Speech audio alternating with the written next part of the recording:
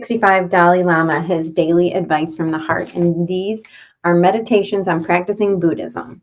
This one's a little long, so bear with me. 364, day 364. Holy cow. Those who want to lead a contemplative life and undertake long retreats, such as a 3-year retreat that was traditionally practiced in Tibet, should prepare themselves well by means of the preliminaries. To stay enclosed between four walls without having accomplished these practices, designed to turn our mind towards the spiritual path, is rather like serving a prison sentence. If during the meditation sessions one simply recites mantras without really thinking about anything in particular, the retreat is pointless. One will have started the retreat as an ordinary being, and by the end, nothing will have changed. On top of this, one might be prouder than before because one might tell oneself that since one has been enclosed for 3 years, one deserves being called the Lama. What is the point? But by completing the preliminaries with care and engaging regularly in the main practices, and only after that doing a 3-year retreat, one can be sure that by the end, one will be able to think, speak, and act differently. At the very least, one will be disciplined, and that is a good start. And what this tells me is when we're going through a change, when we're diving into a change, or we're deciding that we want to have a new experience, a spiritual experience, and whatever it is, we really get to practice it. And we get to look at things in a way, for me, it's telling me I get to look at myself regularly first and watch myself stumble through these practices.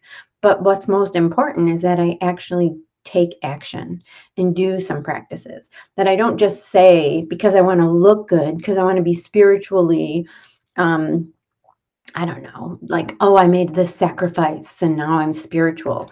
I think that what he's saying is that's pointless. The point for all of these spiritual ways of being is to practice, because I kind of have this belief that we're on this earth and we are learning individuals, and we are, what I look at life like is that I am taking off all the masks that I have put on since I was a child, right? And uncovering to find what is that nugget of joy and peace and love inside me, and how can I contribute to the joy and peace and love of other people. And what I realize is that I can't do that.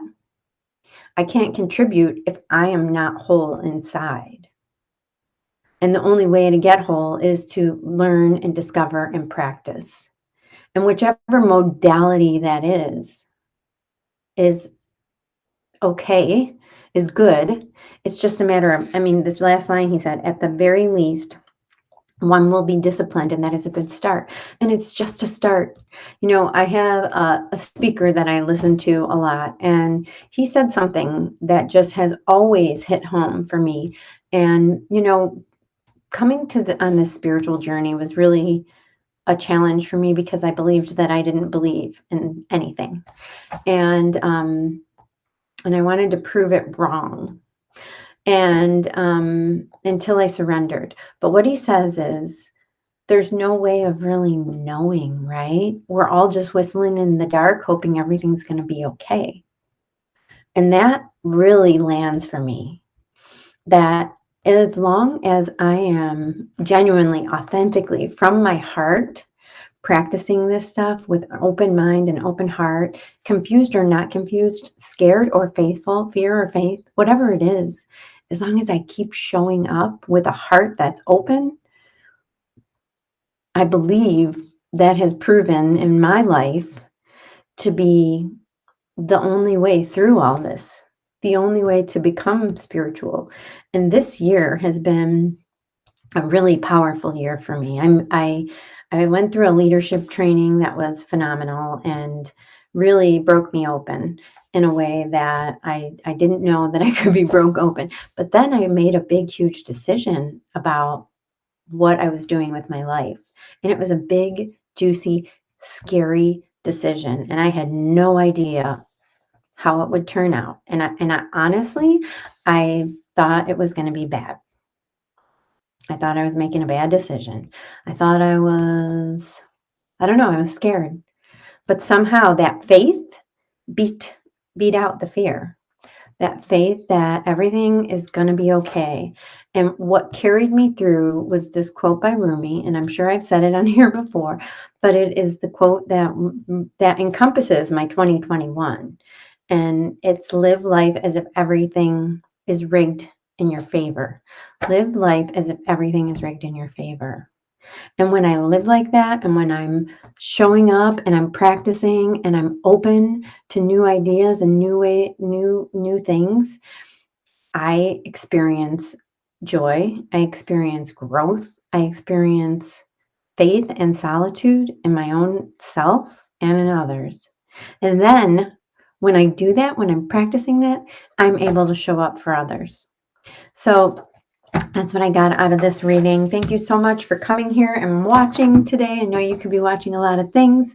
I want to invite whoever's watching, if you're interested at all in starting off 2022 with self-discovery, where I'm doing a 30-day challenge, and a lot of it is through email, and we have a couple of live sessions, but it's mostly on demand. You'll get information every week on what to do, but we're going to do some really awesome things. We're going to create our word for 2022.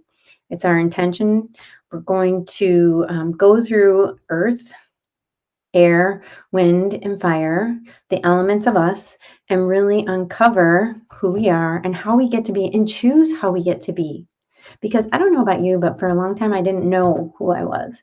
And it's still self-discovery is ever flowing, just like the river of life. But it's a really great way to get together as a community with other people and uncover yourself a little bit more and go into 2022 empowered in making decisions on how you want to live your life. And I hope that you can all join. I will put the link to sign up for that in the comments, but I'm so grateful you're here. Sending you so much love and beauty and safety, and just let your light shine and know that we're all just whistling in the dark, hoping everything's going to be okay. And guess what? Everything is going to be okay. Remember that Rumi quote, live life as if everything is rigged in your favor. Love you. Namaste.